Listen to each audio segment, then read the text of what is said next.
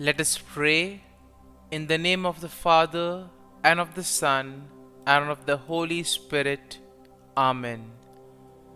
O Jesus, through the Immaculate Heart of Mary, I offer you my prayers, works, joys, and sufferings on this day for all the intentions of your Sacred Heart, in union with the holy sacrifice of the Mass throughout the world, in reparation for my sins, for the intentions of all my relatives and friends, and in particular for the intentions of the Holy Father. Amen. The intentions of the Holy Father for the month of August, for World Youth Day.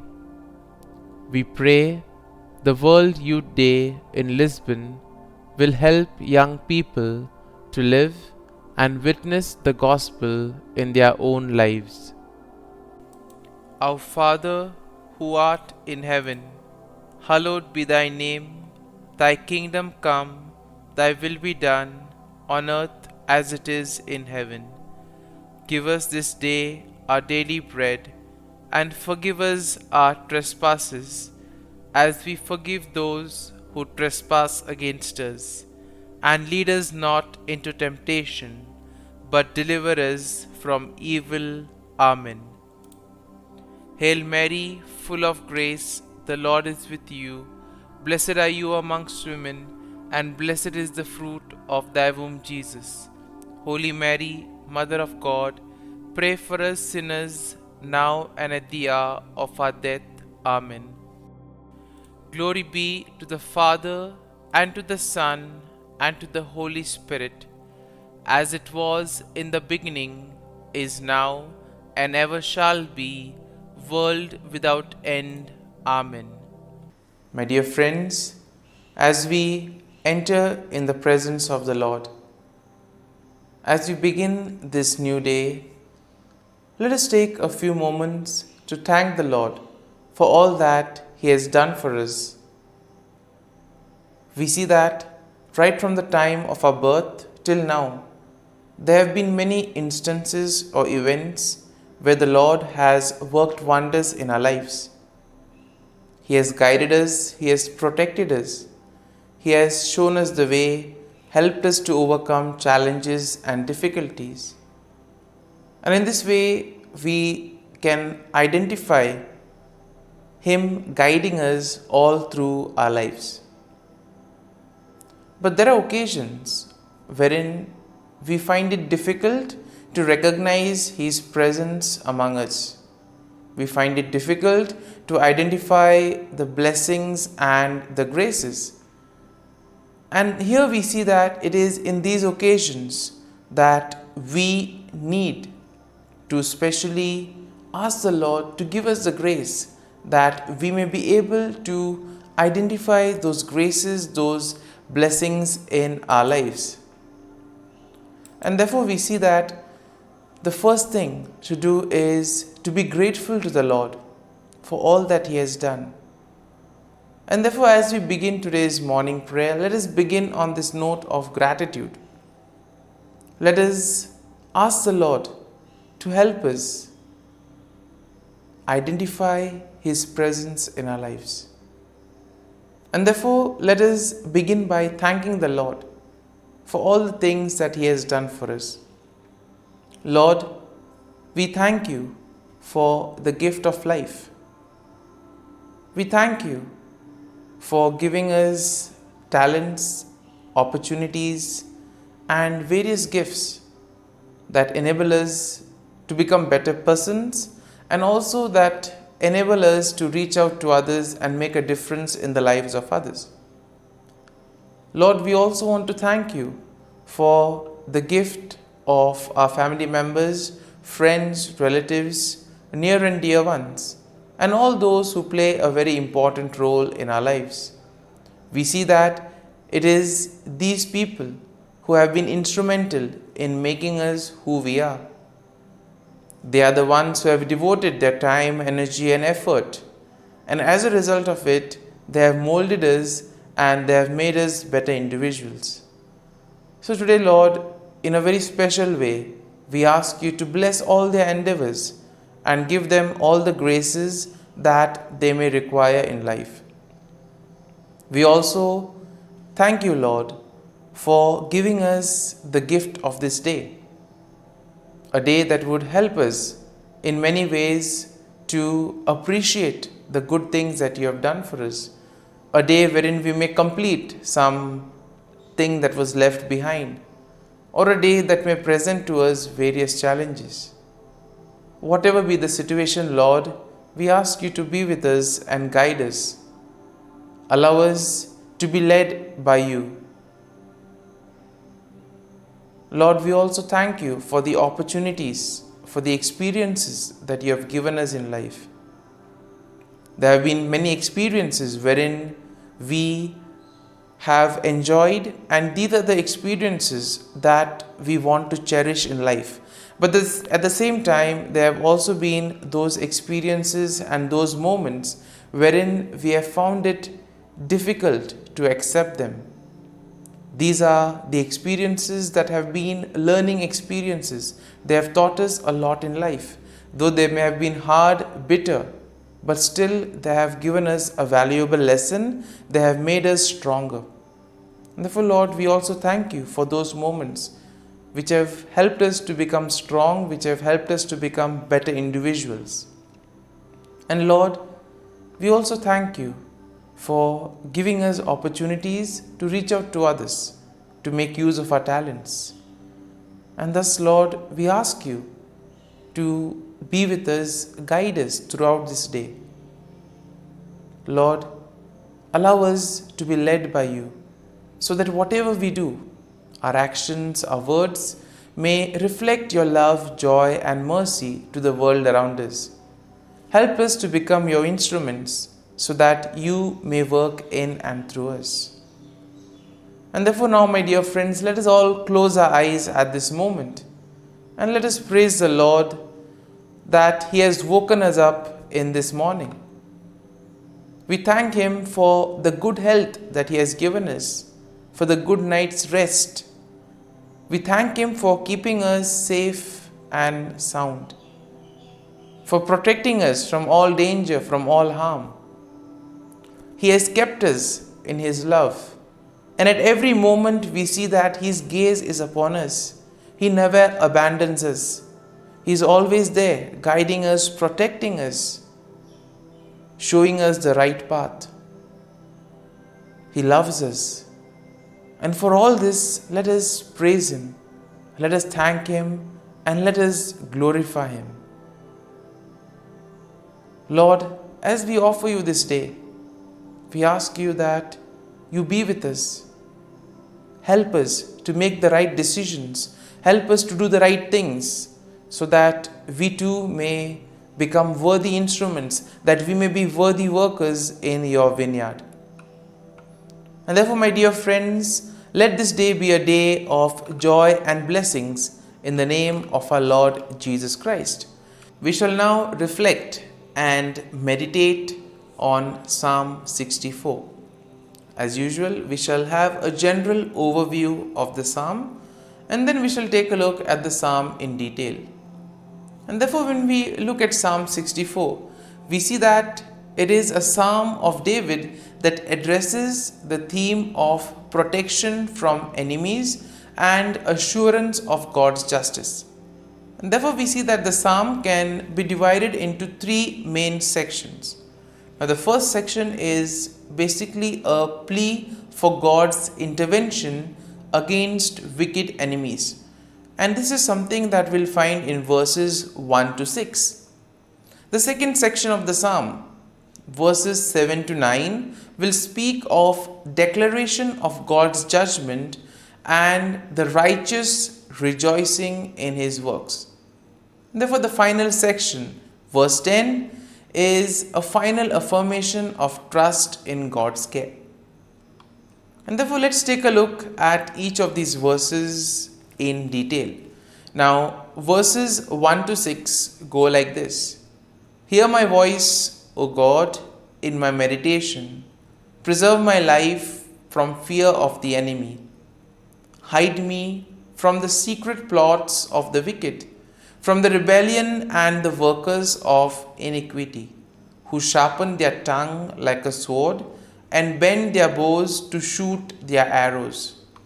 Bitter words that they may shoot in secret as the blameless.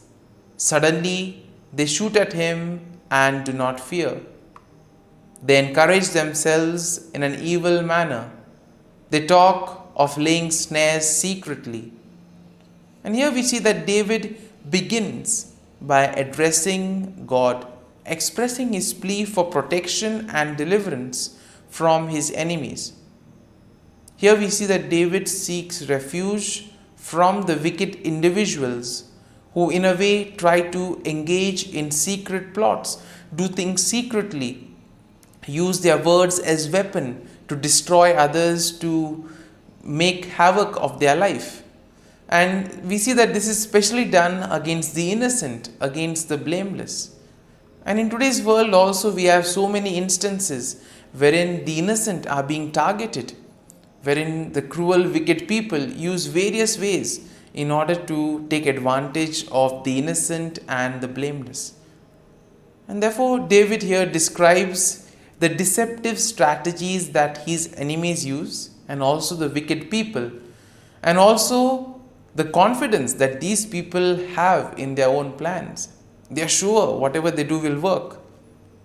And therefore, we see that David is suggesting to us that all these cruel, wicked people who have such wicked plans, these things stem from their heart. It is something that they conceive in their heart itself. Now, verses 7 to 9 go like this. But God shall shoot at them with an arrow. Suddenly they shall be wounded. So he will make them stumble over their own tongue. All who see them shall flee away. All men shall fear and declare the work of God, for they shall wisely consider his doing. Now in this section, David declares God's judgment upon the wicked. He expresses confidence in God's intervention, and thus he states that God will shoot arrows at them and cause them to stumble. In other words, God will take appropriate action. He will humble the proud. He will bring justice to all those who face injustice.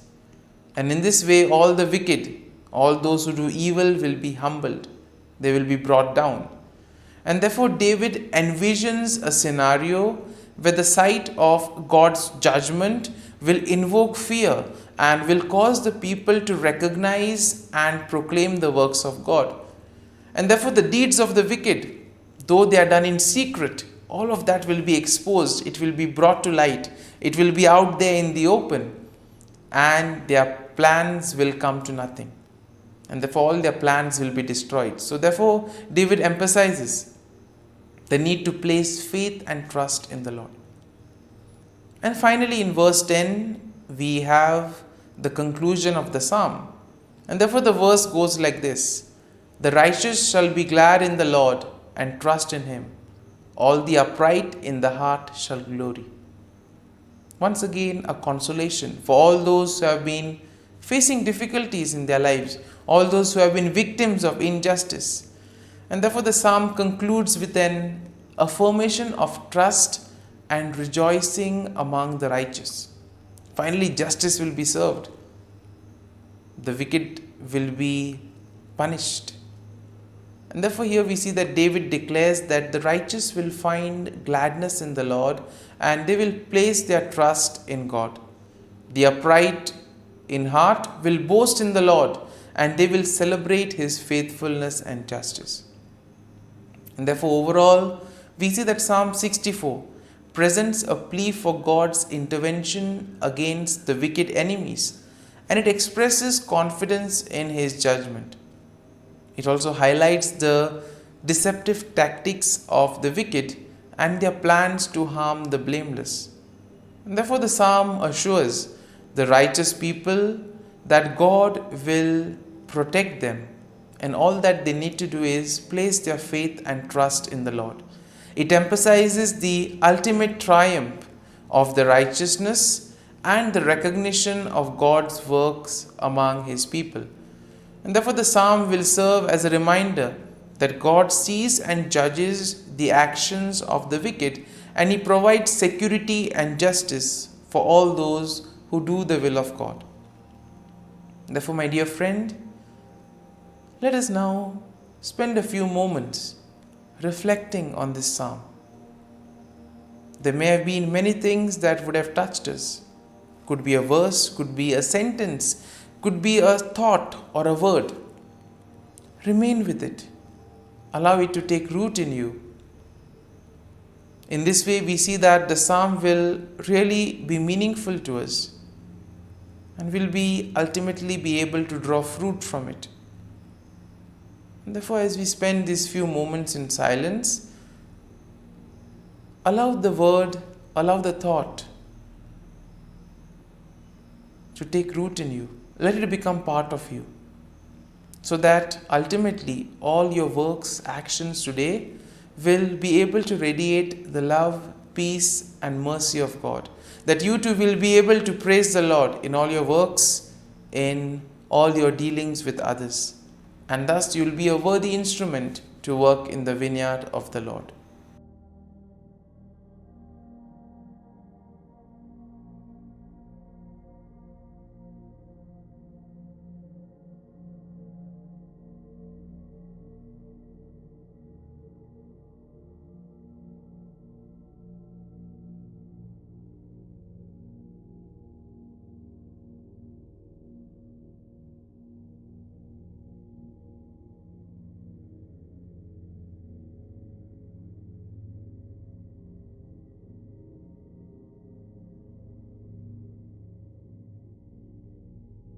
Prayer to Saint Michael the Archangel for protection. Saint Michael the Archangel, defend us in battle. Be our defense against the wickedness and snares of the devil. May God rebuke him, we humbly pray. And do thou, O Prince of the heavenly hosts, by the power of God, thrust into hell Satan and all the evil spirits who prowl about the world, seeking the ruin of souls. Amen. Act of Adoration.